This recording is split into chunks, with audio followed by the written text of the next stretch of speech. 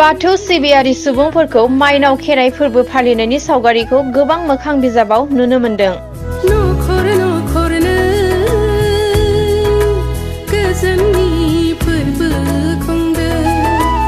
बर'नि गुबै धोरोम बाथौ धोरोमनि दिनै थामथि माइनाव खेराइ फोरबोनि मोनाबिलिनि समाव ससियेल मिडियायाव बाथौ सिबियारि लाइमोनफोरखौ आलारि बाथि लानानै कार्तिक फोरबोखौ गाहाम हामलायनाय बावहरनाय गोबां पस्ट होनायखौ नुनो मोननाय जादों।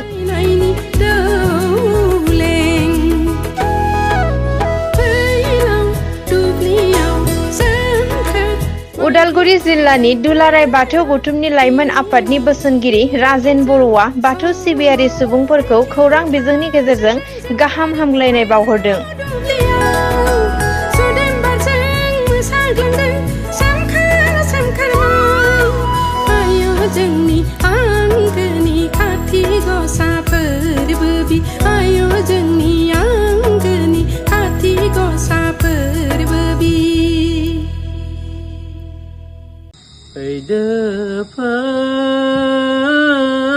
अनसुलि बिमा माइनाव, अनसुलि बिमा माइनाव, खाथि दाननि दुब्लि बारियाव जोंथि माथि सोरगिदिं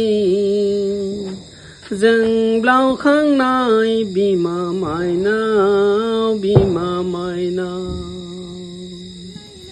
खुलुमबाय। दुलाराय बाथौ गौथुम लाइमोन आफादनि जानानै गिबि गिबियावनो गासै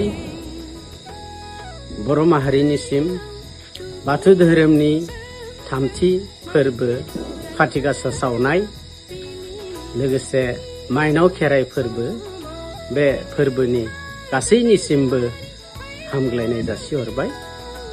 आसा खालामो आफा बोराइ बाथौआ गासैनिसिमबो गासैनि न'खरावबो माइनावखौ अरायबो आलो गोजोन लाखिथों आरो जेरैबो जै जै मै मै जाथों। गोजोन्थों। खुलुमबाय।